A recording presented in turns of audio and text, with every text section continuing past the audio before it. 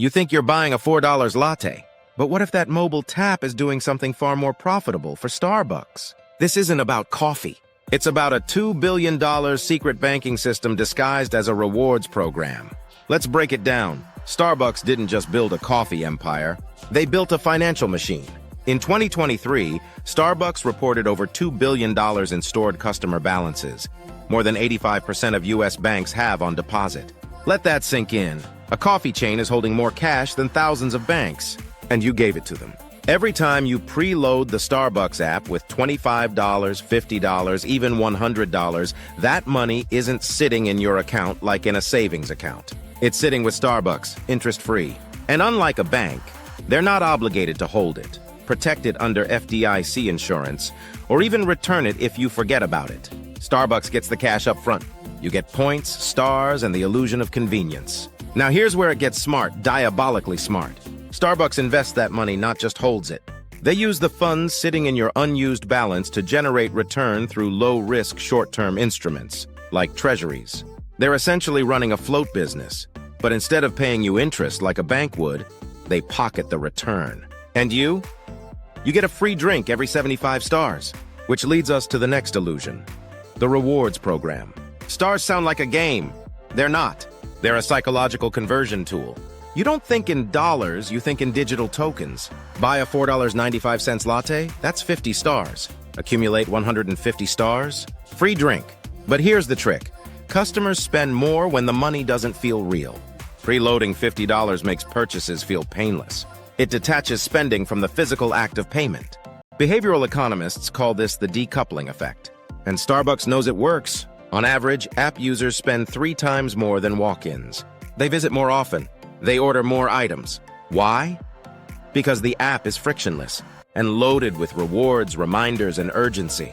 They even offer double star days, limited time boosts that gamify purchases. But the real game? You're the one being played. In 2018 alone, Starbucks made $155 million from gift cards and balances that were never redeemed. That's pure profit. Now let's do the math. If 30 million customers preload just $25, that's $750 million in Starbucks' pocket. Scale it to 50 million users, and we're talking over $1.25 billion of interest-free capital. And remember, Starbucks didn't earn that money by selling coffee. They earned it by selling convenience, loyalty points, and the illusion of value. Here's where it gets deeper. Starbucks has no legal obligation to act like a bank. They don't offer interest. They don't have to disclose where that money goes. There's no regulation saying they can't reinvest your stored balance. And yet they hold billions. It's a shadow bank, unregulated, profitable, and growing. The kicker, you opted in. The app is marketed as a better way to order, a faster way to earn rewards. But beneath the surface, it's a financial engine. Starbucks has quietly built one of the most successful float-based businesses in modern retail. Now let's talk psychology. The app isn't just a payment tool. It's a behavior-shaping machine. From gamified milestones to custom offers, everything is calibrated to make you spend more, load more, and think less. They reward you for reloading. They incentivize you to hit a goal. They prime you with push notifications. They even let you auto-reload, so you never feel the pain of spending, and it works. Starbucks customers reload over $10 billion annually. That's $10 billion in cash, moved outside the banking system and into a retail app. But there's more. Because this model is so profitable, others are copying it. Amazon, Walmart, Uber, they're all building closed-loop payment systems. Because the real gold isn't in what you sell. It's in how you control the money that buys it, and Starbucks, they were first. They built the blueprint.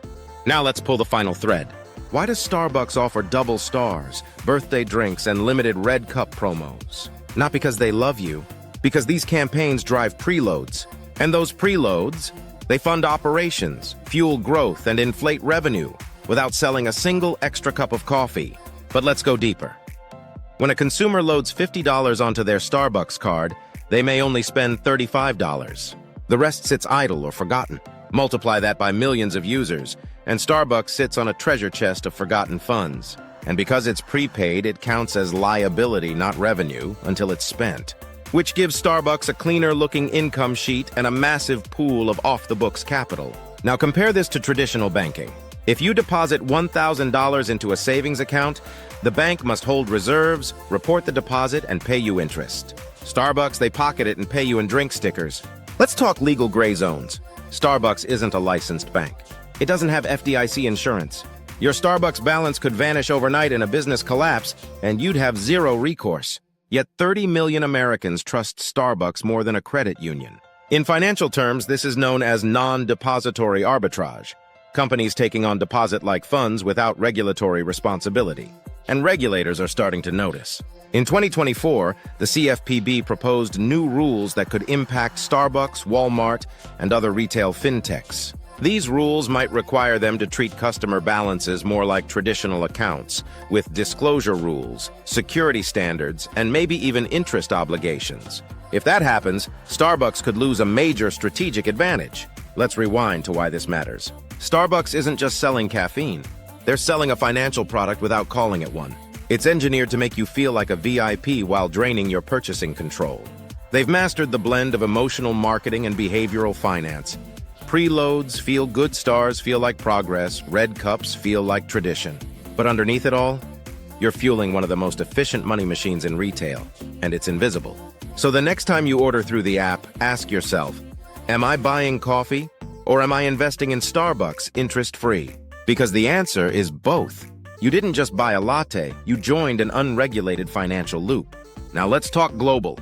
In China, where Starbucks has rapidly expanded, the company launched its own mini-program inside WeChat, China's most powerful app. This allowed Chinese customers to preload funds into Starbucks via a third-party wallet and still gain rewards. But the mechanism was the same. Preload, reward, forget. A cycle of deposit and spend without the financial oversight of a bank. And in Latin America, Starbucks has partnered with local fintechs to create reloadable loyalty platforms, often targeting unbanked populations. Ironically, a coffee chain is providing banking functions in regions where actual banks are less trusted. They've effectively built a financial operating system on top of caffeine. And here's the kicker. Starbucks doesn't need to call itself a bank. Its valuation benefits from recurring customer spending and high-margin capital float, without the regulatory burden. Investors see loyalty as revenue, not liability. The implications go beyond coffee. Because when every retailer starts holding billions in consumer float, the balance of financial power shifts. Banks lose deposits. Fintechs gain leverage. Consumers lose visibility. And it's all invisible because it's all voluntary. Every time you preload, reload, or let Starbucks hang on to your balance, you're funding a banking revolution that no one voted for. This isn't loyalty, it's leverage. And you're on the wrong side of the ledger. Comment if you've ever reloaded without thinking, and subscribe if you're ready for more brand reveals that rewrite what value really means. Starbucks isn't hiding a bank, Starbucks is the bank, and you're the deposit.